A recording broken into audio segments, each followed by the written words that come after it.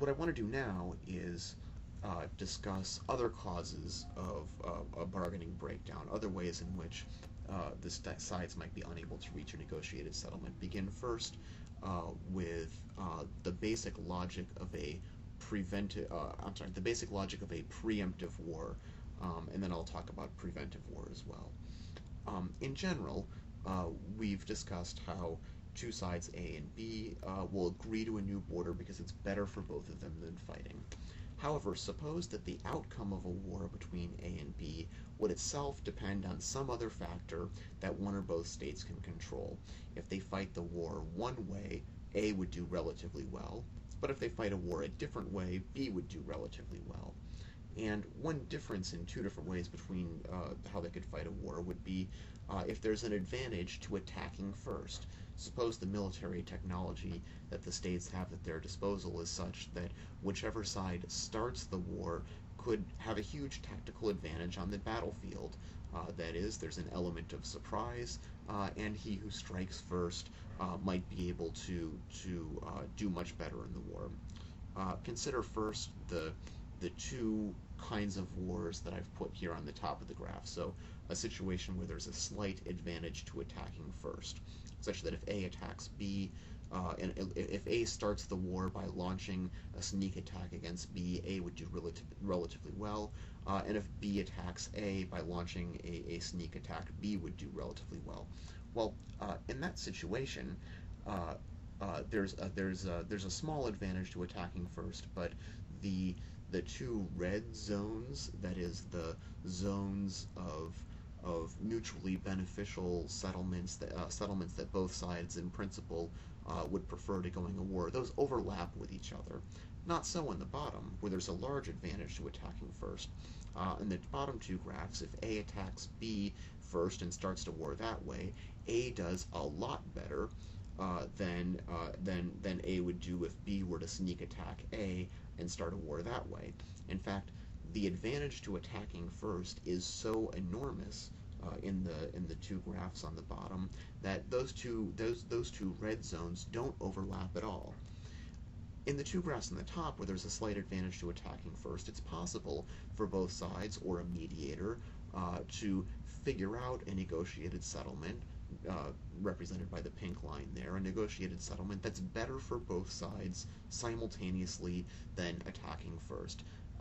The negotiated settlement, the proposed negotiated settlement, gives B more net benefits than than B could get by sneak attacking A, and it also gives A more net benefits than A would be able to get by sneak attacking B.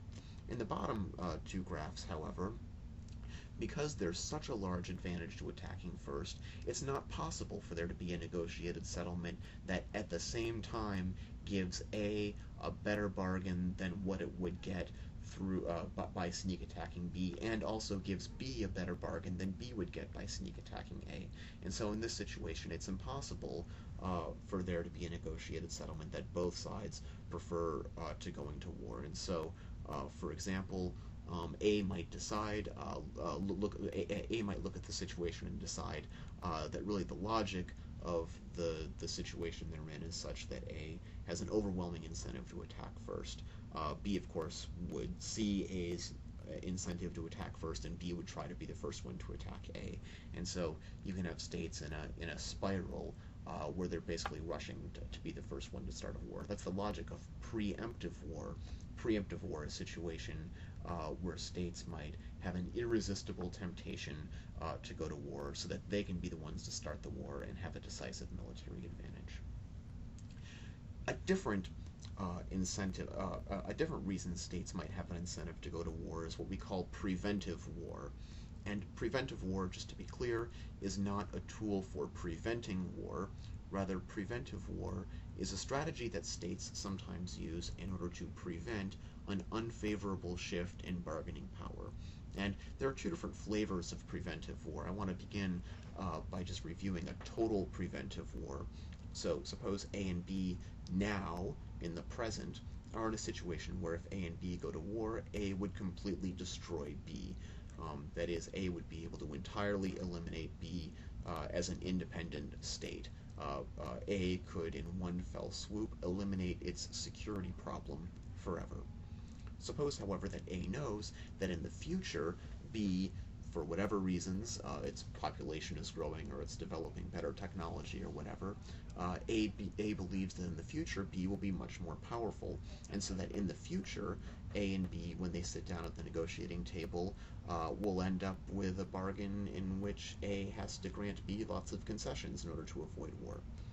A would rather go to war now if war will destroy B, thus preventing B from winning more concessions later. A knows that the future will be one where B will take a lot of territory away from A, not necessarily in a war, maybe B in the future will take territory away from A at the negotiating table. A better off going to war now. Now, of course, in the present, B could say to A, oh, I don't want you to destroy me. I promise that if you refrain from destroying me, I promise that I will never use my negotiating power, my bargaining power in the future to extract more concessions from you. But of course, A has no reason to believe that B would really live up to its promise, because as soon as the future comes, B has an incentive to take A to the bargaining table, to threaten to go to war if A does not make territorial concessions. Thus, A has an overwhelming incentive to start a war in the present. The other situation, besides a preventive war, besides a total preventive war, would be something like a crippling blow preventive attack.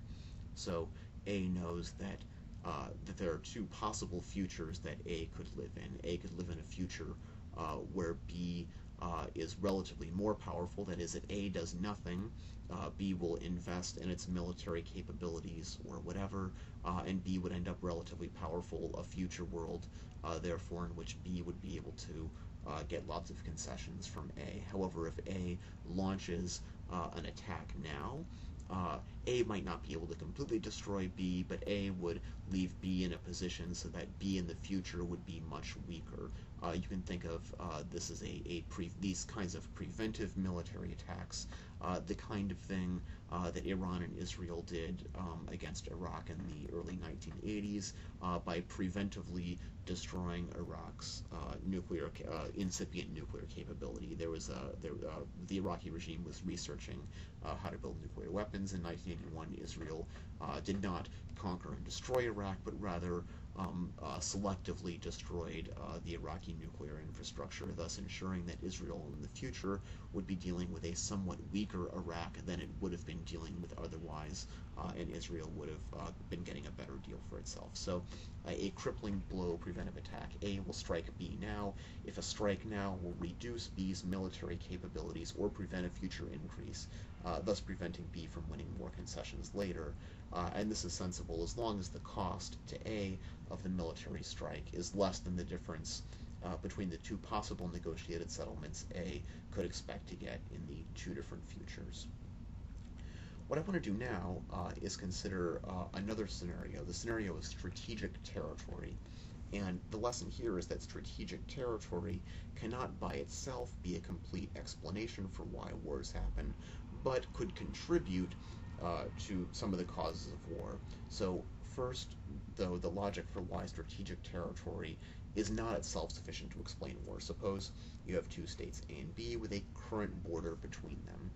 The current border between them, however, is one that gives B an incentive to go to war or go to the negotiating table, because both A and B know that if there were to be a war now, the war would have two consequences. One is that B would take some territory away from A.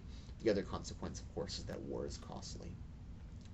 And so B makes a proposal to A, give me the territory peacefully, and that way we won't go to war over it. Better for both of us to agree to this new division than for us to have to fight a war over it. And so a consequence of either B's proposal or a consequence of the war would be that there would be a new border between A and B, one in which B has taken over some of what used to be A's territory. But suppose this territory is strategically valuable. It either confers a geographic advantage on B, or it has some important resource that gives B more military capacity. So that now the new probable outcome of war is one that's much more favorable to B. B has been able to, both sides expect that if B takes over the territory, B would be in a much better position to threaten A in the future, and as a consequence, B would then be able to come back to A later and demand even more territory, or win even more territory in a war. You might think your intuition might be that A's incentive in the present is not to make a concession to B, because after all, A needs to put a stop to B somehow. But but that doesn't really follow logically, and the reason is that in the present, if A and B go to war, B is going to take the strategically valuable territory away from A anyway, and so even though the territory that A might be forced to concede to B either in war or at the negotiating table is valuable because it's the gateway to yet even more territory from A still doesn't have an incentive to fight for it. A might have an incentive to do other things, like arm itself in order to try to resist B's attempts at taking away territory from it, but A is not going to be in the position, in any sort of position to resist demands in the present. So, despite your intuition, A is still better off by making concessions now than by fighting. But when we say that territory has strategic value, what we really mean is that the territory itself is really valuable. As the value of territory increases, then by definition, states are willing to expend more costs in order to gain that territory. That's the definition of valuable. You're willing to give up more stuff in order to get it. So as the value of the territory increases, that's the equivalent of saying that each side's costs, so their subjective costs of going to war over it, become smaller. What that means is that the zone of mutually beneficial settlements gets smaller. That is, it's much more difficult to bargain over. There's a lot narrower range of possible settlements the state could have. Now, just because the little zone of mutually beneficial settlements gets smaller, that doesn't by itself make doesn't make war more likely.